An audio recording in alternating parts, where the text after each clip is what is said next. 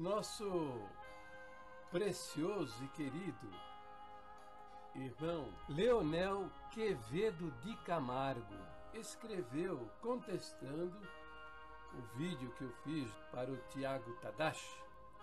Ele escreveu, citando um verso de Tiago: meus irmãos, que aproveita se alguém disser que tem fé e não ter as obras? Porventura a tua fé pode salvá-lo? Então veja, o que acontece é que a nossa Irmandade faz o seguinte: eles pegam um liquidificador, um liquidificador como esse que você está vendo aí, e bota a Bíblia dentro e faz uma sopinha de versinho, um suco de Bíblia.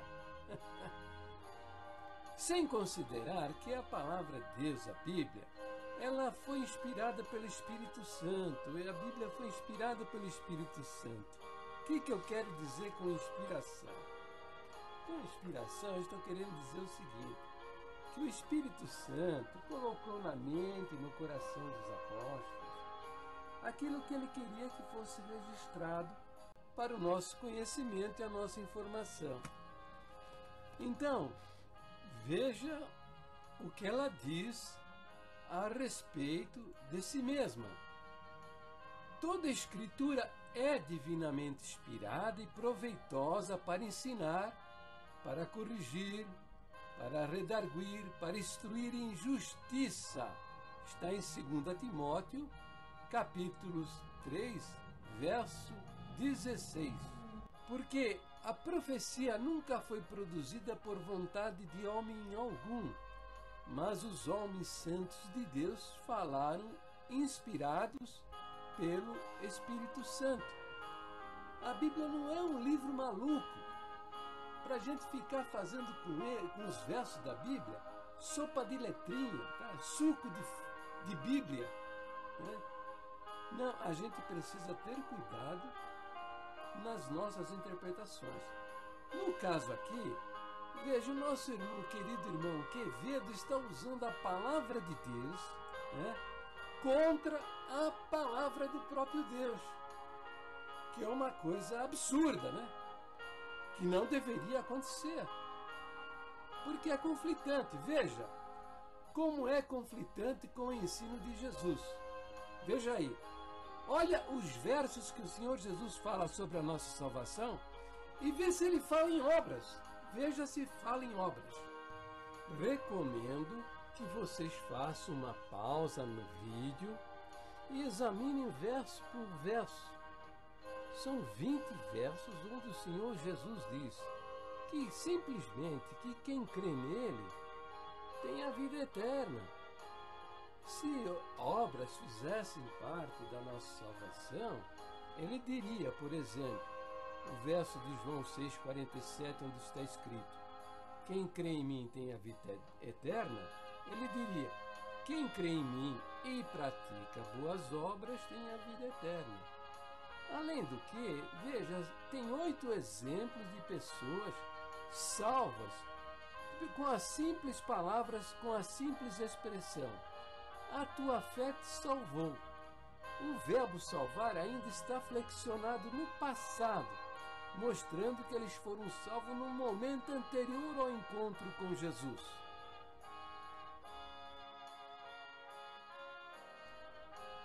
Entenda, a maneira como o Senhor Jesus ensinou sobre salvação e os exemplos que ele deixou registrado aí no Novo Testamento, nós podemos entender que, primeiro, a nossa salvação é somente pela fé. Tá? O Senhor Jesus ensinou isso. Tá? E eu estou falando alguma coisa estranha ao ensino, à doutrina da Igreja Congregação Cristã no Brasil, que esse nosso querido irmão Quevedo pertence? Eu estou falando alguma coisa estranha? Vamos ver qual é a nossa doutrina a respeito de como se processa a nossa salvação. Vamos ver.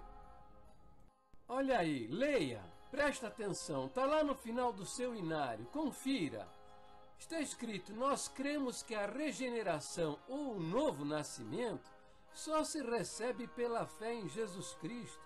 Olha como está expresso: só se recebe pela fé em Jesus Cristo. Ora, se os primitivos irmãos na convenção de 1927 eles acreditassem que a salvação era por meio de boas obras, estaria escrito isso de maneira diferente. Estaria escrito que nós cremos que a regeneração ou o novo nascimento só se recebe pela fé e as boas obras, ou pela fé e a firmeza e fidelidade, ou pela fé e pertencer à congregação cristã no Brasil, ou pela fé e o batismo. Mas a doutrina nossa não ensina nada disso. Essas crenças que você, meu querido irmão Quevedo, e outros mais, a grande maioria da irmandade da congregação que acredita dessa maneira, vocês estão na apostasia das nossas doutrinas, porque as nossas doutrinas não são essas.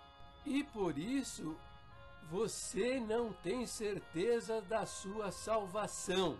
E por que eu disse que você, Quevedo, estava usando a palavra de Deus contra a palavra de Deus? Porque o Senhor Jesus estava se manifestando pelo Espírito de Deus, né? E Tiago também registrou esse verso, né? Escreveu esse versinho inspirado pelo Espírito de Deus, tá bom? Então você está usando o ensino de Tiago contra a palavra de Jesus Cristo. Veja bem agora o tamanho da sua loucura, tá? Quem é Jesus? Quem é o Senhor Jesus? O Senhor Jesus é o Deus que se fez homem. Você vê isso no nosso segundo ponto de doutrina. Por favor, hein? Confira o que eu estou dizendo, Tá vendo? Lá no final do seu inário tem lá os 12 pontos de doutrina. Tá vendo aqui, meu filho? Tá vendo? Eu vou falar agora a respeito desse aqui, tá vendo? Dá para você ver aqui, Segundo ponto de doutrina. Nós cremos que há um só Deus, né? Tá vendo? Então eu vou falar, confira lá, hein? Confira tudo que eu tô falando, para não dizer que eu tô mentindo, hein? Salva a sua alma, porque nessas crenças malucas você vai parar no inferno. Veja aí, veja aí. Veja a nossa doutrina. Diz que na unidade de Deus há 3 pessoas distintas: o Pai, o Filho e o Espírito Santo. Veja, o Filho é parte inerente de Deus. O que significa essa palavra inerente? Quer dizer intimamente unido, que é atributo ou propriedade de algo ou alguém, que faz parte da pessoa ou da coisa e que é inseparável. Veja, o verbo haver indica uma situação que não muda. A personalidade de Deus é constituída de 3 pessoas distintas. Na eternidade, quando não existia absolutamente nada, Deus é assim. Agora Ele é assim e será eternamente, porque Ele mesmo falou: eu, o Senhor, não mudo. Deus não pode mudar a sua própria personalidade, entendeu?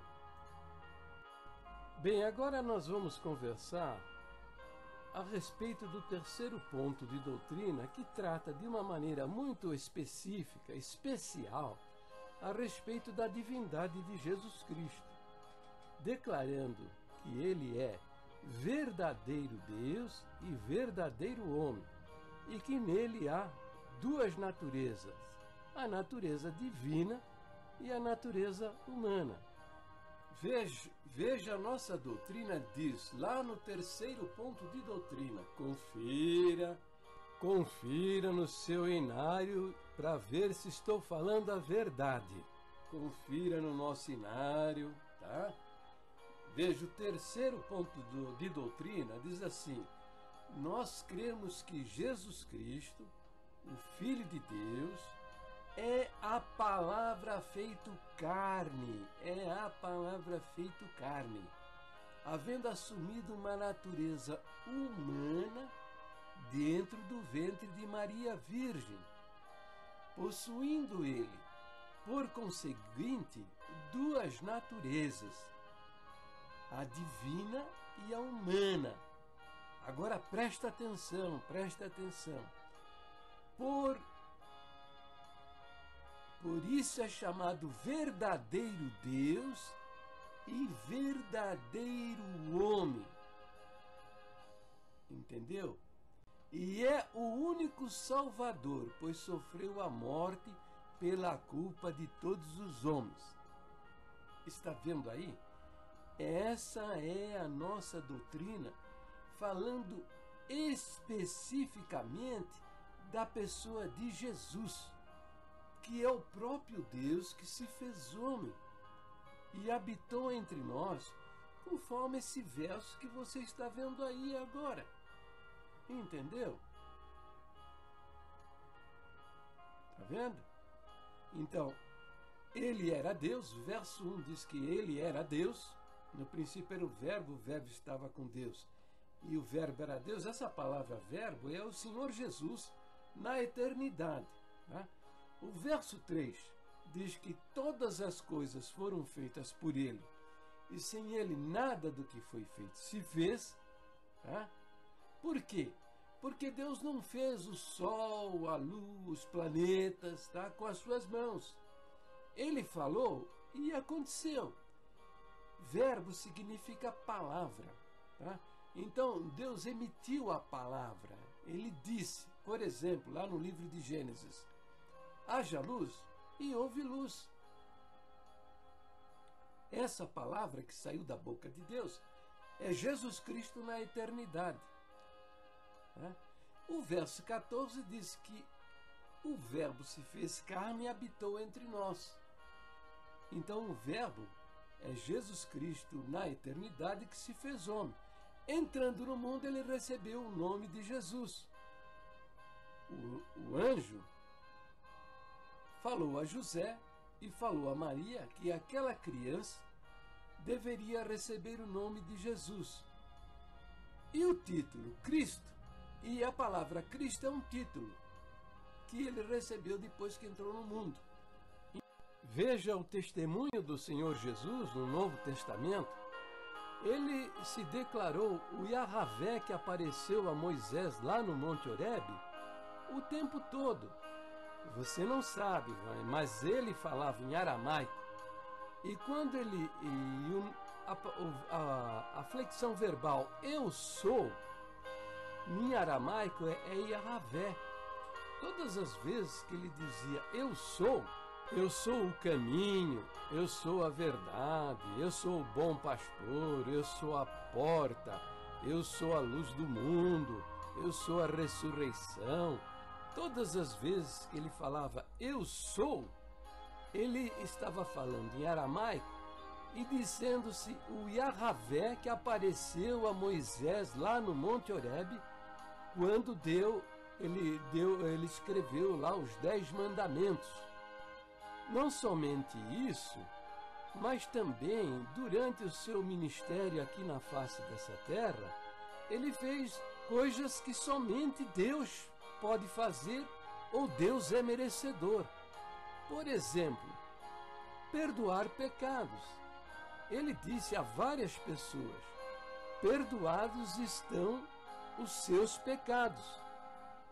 Também, ele aceitou a adoração.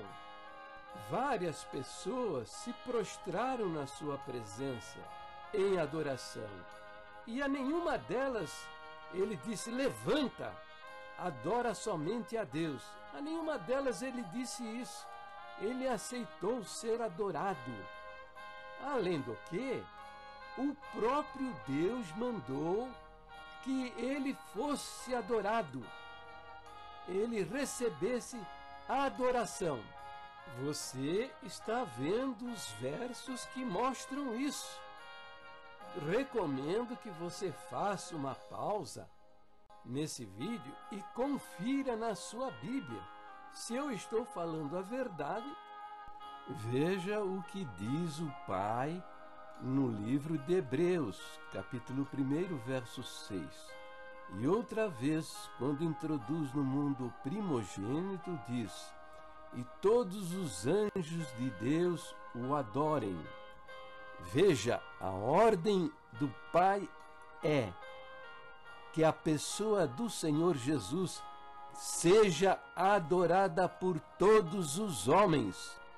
Aqui, entenda, primogênito não é a palavra que nós conhecemos na língua portuguesa como filho mais velho, como se Deus houvesse gerado outros filhos.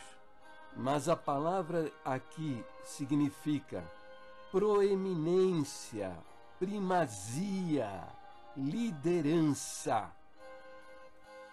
Isto quer dizer que diante dele ninguém pode contradizer ou se contrapor.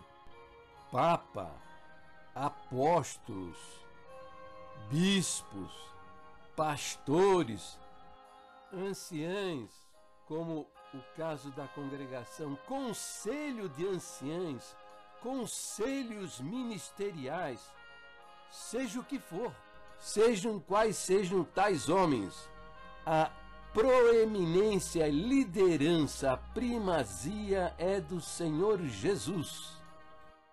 Passarão os céus e a terra, mas a minha palavra não há de passar. O Senhor Jesus disse: se não crerdes que eu sou, perecereis nos vossos pecados. E é evidente que esse nosso querido irmão não crê na divindade de Jesus Cristo, como a grande maioria da nossa irmandade, porque foram ensinados dessa maneira por esse ministério envolvido com a maçonaria. E por isso tem a ousadia de contrapor à palavra do próprio Deus que se fez homem, a palavra de Tiago. Mas quem foi Tiago? Quem é este Tiago que encontramos aqui nas Escrituras Sagradas? O Novo Testamento nos apresenta 4 Tiagos. Um deles, inexpressivo.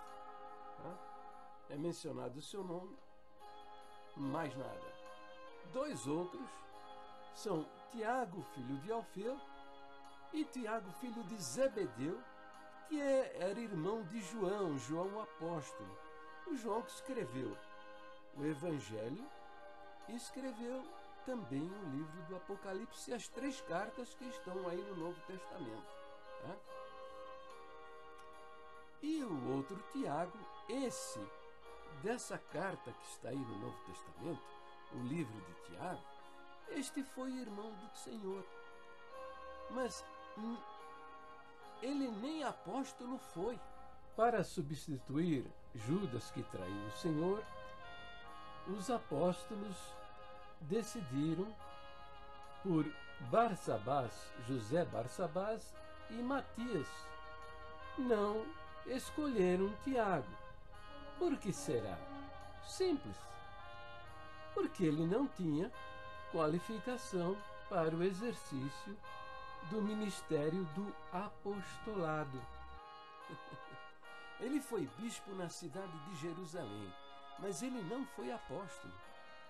Ele não foi nem escolhido para o apostolado quando da decisão dos apóstolos de escolher um substituto para Judas, que traiu o Senhor. Foi incrédulo durante toda a sua vida e só se converteu mediante uma aparição especial depois da ressurreição. O Espírito Santo apontou a pessoa de Matias e não apontou Tiago, irmão do Senhor. Por quê? Por quê? Porque Tiago não tinha qualificação para ser um apóstolo do Senhor. Como Paulo fala lá na carta a Timóteo, que o ministro precisa ter qualificação para o exercício do seu ministério. Ele tinha qualificação para ser bispo, e de fato foi, mas ele não tinha qualificação para ser um apóstolo. Por isso o Espírito Santo não o indicou para o apostolado. Com isso eu não estou querendo dizer que Tiago não escreveu a sua carta inspirada por Deus. O que eu estou dizendo é que você não pode usar o que disse Tiago para contradizer o próprio Deus que se fez homem, Jesus Cristo, como a nossa irmandade faz, porque foram ensinados por estes homens da maçonaria que não creem e não acreditam na divindade de Jesus Cristo. Entendeu? Tiago, ele foi incrédulo a vida toda. Incrédulo a vida toda. Ouviu do seu pai o testemunho de que um anjo lhe apareceu falando sobre Jesus, que ele seria o Messias. Ele ouviu da sua mãe que o anjo lhe apareceu dizendo que aquela criança que estava sendo gerada em seu ventre seria o Salvador da humanidade. Ouviu as pessoas darem testemunho de milagres maravilhosos que o Senhor Jesus realizava. Ressuscitar mortos, dar vista a cegos, paralíticos andar. Obras gloriosas, maravilhosas, mas ele não creu. Só veio se converter depois da ressurreição. E para ele se converter, o Senhor Jesus precisou aparecer de uma maneira particular, senão ele não ia se converter. O Senhor Jesus mesmo disse: bem-aventurado aqueles que não viram e creram. O homem era de coração endurecido. Converteu-se mediante uma aparição especial do Senhor. Isso foi colocado pelo ministério como bispo na cidade de Jerusalém. Morreu porque deu testemunho da divindade de Jesus Cristo. Mas se não houvesse essa aparição do Senhor, talvez não se convertesse. Agora, o ministério envolvido com a maçonaria ensina o nosso povo a não crer na divindade do Senhor Jesus para acreditar na palavra de Tiago, que nem apóstolo foi. Mas diante do ensino do Senhor Jesus, nenhum homem pode se contrapor. Nem bispo, nem ancião, nem apóstolo, nem papa, nem o conselho dos anciães, nem um conselho de ministerial de qualquer igreja pode ser usada a palavra de homens para se contrapor à palavra do próprio Deus. Agora, é isso que esse ministério incrédulo e mentiroso está fazendo. Tomar o controle da igreja com sinaizinhos aí, ó, como esse daqui, tá? Sinais com os olhos, com os pés, com as mãos. Tomaram o controle da igreja e perverteram as nossas crenças. E estão levando toda a nossa irmandade para o inferno. Olha, meu amigo, você que está vendo esse vídeo, se arrependa, se converta da sua incredulidade e coloque no seu coração acreditar, acima de tudo, acima de qualquer coisa, nas palavras do próprio Deus que se fez homem. Creia na sua salvação, porque aquele sangue derramado na cruz do Calvário é suficiente para salvar qualquer homem, seja ele quem for.